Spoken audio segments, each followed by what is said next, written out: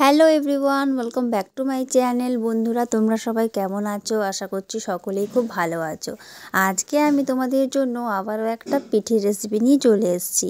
আজকে আমি তোমাদেরকে দেখাবো চাল নয় বন্ধুরা, চিড়ে দিয়ে কিভাবে ভাপা পিঠে তৈরি করা যায়। তো এই নতুনত্ব রেসিপিটা তোমরা অবশ্যই শেষ পর্যন্ত দেখবে বন্ধুরা। আর নতুন বন্ধুদের কাছে আমার অনুরোধ, যারা এখনও আমার চ্যানেলটা সাবস্ক্রাইব করোনি তারা প্লিজ তাড়াতাড়ি করে সাবস্ক্রাইব করে বন্ধুরা আমাকে একটু সাপোর্ট করো, যাতে আমি কোনো নতুন ভিডিও আপলোড করলে তোমরা সব থেকে আগে কিন্তু দেখতে পাও। তাই বন্ধুরা, চ্যানেলটা সাবস্ক্রাইব করা না থাকলে তোমরা সাবস্ক্রাইব করে একটু পাশে থেকো। তো চলো রেসিপিটা শুরু করব। এই দেখো, প্রথমে আমি নিয়েছি এক বাটি চিড়ে। চিড়েটা একটা বাটির মধ্যে ঢেলে নিলাম। এখানে দেখো নিয়েছি সুজি। চিড়েটা ভালোভাবে ধুয়ে নিচ্ছি, যেহেতু চিড়ের মধ্যে অনেক নোংরা থাকে।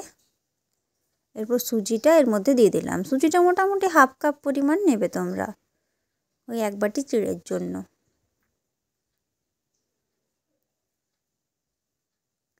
এরপর এর মধ্যে দিয়ে দিলাম জল। জল দিয়ে ভালো করে মাখাতে হবে। এই দেখো মাখিয়ে নিয়েছি। এরপর এটার একটা পেস্ট বানিয়ে নিলাম। এই দেখো পেস্টটা একদম রেডি হয়ে গেছে। এরপর এর মধ্যে দিয়ে দিলাম সামান্য একটু বেকিং পাউডার।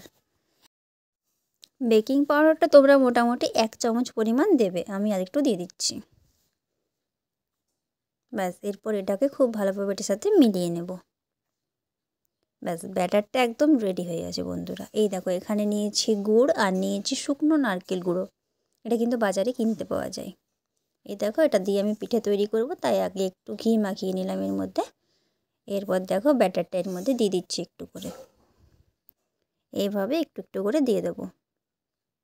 দেখো দিয়ে দিয়েছি, কতটা সুন্দর লাগছে দেখতে। এরপর যে গুড়টা রেখেছিলাম সেটা চারদিকে দিয়ে দেবো।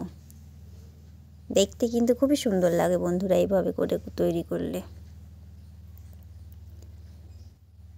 এই দেখো হয়ে গেছে সবগুলো দেওয়া। দেখো কতটা সুন্দর লাগছে বন্ধুরা। এই দেখো এটা আছে নারকেল গুঁড়োটা, ওর উপর থেকে দিয়ে দেবো। এটা এইভাবে উপর থেকে সবগুলোতে দিয়ে দেবো। ব্যাস, দেওয়া আমার কমপ্লিট হয়ে গেছে। এরপর এটাকে ঢাকা দিয়ে দেবো। এই দেখো মোটামুটি 10 থেকে 15 মিনিট পরে এটা তৈরি হয়ে গেছে পুরো। এই দেখো একটু ঠান্ডা হতে দিয়ে এগুলো ছাড়িয়ে নেব। তো বন্ধুরা দেখো, এটা আমি ছাড়িয়ে নিয়েছি। তৈরি হয়ে গেছে আমাদের আজকের রেসিপি ভাপা পিঠে, চিড়ের ভাপা পিঠে বন্ধুরা। তো তোমাদের রেসিপিটা কেমন লাগলো কমেন্টসের মাধ্যমে জানাতে কিন্তু একদম ভুলবে না বন্ধুরা। একদম নতুনত্ব রেসিপি।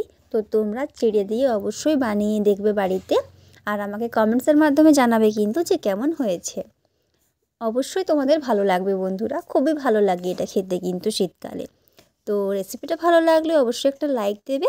আর এইরকম ধরনের আরও নতুন নতুন রেসিপি পাওয়ার জন্য কিন্তু আমার চ্যানেলটা অবশ্যই সাবস্ক্রাইব করে রাখতে হবে।